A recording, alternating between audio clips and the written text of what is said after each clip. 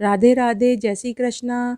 मैं सीमा सिंह बड़ों को चरण स्पर्श, छोटों को प्यार और बराबर वालों को तहे दिल से नमस्कार करती हूँ। अब तक मैंने कार्तिक मास के 3 अध्याय सुनाए हैं। आज मैं आपको कार्तिक मास का चौथा अध्याय सुनाने जा रही हूँ। इस अध्याय में नारद जी कहते हैं कि भगवान विष्णु मछली का रूप धारण करके विंध्याचल पर्वत पर तप कर रहे महर्षि कश्यप की अंजलि के जल में जा पहुँचे। महर्षि कश्यप ने दया करके उसे कमंडल में रख लिया, लेकिन मछली ने अपना आकार बढ़ा लिया। तब महर्षि कश्यप ने उसे कुएं में डाल दिया, लेकिन वह मछली कुएं में जाकर और भी आकार को बड़ा कर लेती है। तब उन्होंने उसे तालाब में फेंक दिया, लेकिन तालाब में जाते ही मछली ने और भी अपना आकार बढ़ा लिया। तब महर्षि कश्यप ने उसे समुद्र में फेंक दिया। समुद्र में डालते ही मछली ने अपना आकार विशाल कर लिया। फिर उस मत्स्य रूपी नारायण ने उस शंखासुर को मार डाला। उसके पश्चात शंख को हाथ में लेकर वे बद्री वन में आ पहुँचे। बद्री नारायण में आकर उन्होंने सभी ऋषि और महर्षियों को बुलाकर आज्ञा दी कि पानी में इधर उधर फैले हुए वेदों को ढूंढो, उन्हें शीघ्र मिलाकर मेरे पास लेकर आओ। तब तक मैं देवताओं के साथ श्री प्रयागराज में ठहरा हूँ। इसके बाद सभी ऋषि महर्षि इन सब बीजों, सब वेद मंत्रों को ढूंढ निकालने लगे। उन वेदों में से जो जो भाग जिस जिस ऋषि को मिला वह उसी का हो गया। उस भाग के उसी दिन से वे ऋषि कहलाए। सब वेदों को लेकर ऋषि महर्षि प्रयागराज में आए और उन्होंने वे सब भगवान विष्णु व ब्रह्मा जी को समर्पित कर दिया। ब्रह्मा जी वेदों को पाकर बहुत खुश हुए। उन्होंने देवताओं और ऋषियों के साथ अश्वमेध यज्ञ किया। यज्ञ के अंत में देवता, गंधर्व, यक्ष, नाग भगवान विष्णु को दंडवत प्रणाम करके प्रार्थना करने लगे और कहने लगे कि हे देव, हे जगन्नाथ, हे प्रभु, हमारी प्रार्थना सुनिए।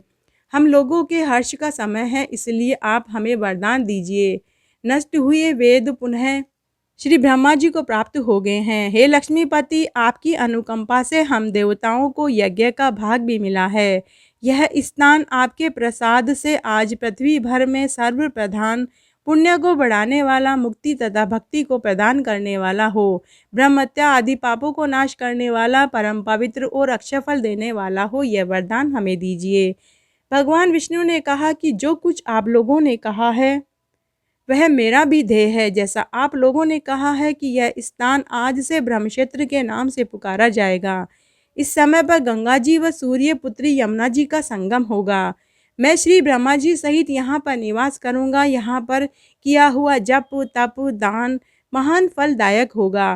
पहले जन्म में किए हुए पाप, ब्रह्महत्या आदि भी यहाँ स्नान करने से नष्ट हो जाएंगे। जो लोग अपने पिता आदि को वहाँ लाकर तर्पण व श्राद्ध करेंगे, उनके पिता मेरे स्वरूप को प्राप्त होंगे। उन्हें स्वर्ग की प्राप्ति होगी और उनके सभी पाप धुल जाएंगे।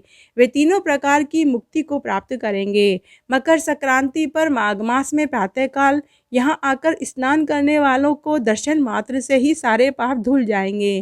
ठीक उसी तरह जिस तरह सूर्य के तेज से अंधकार का नाश हो जाता है।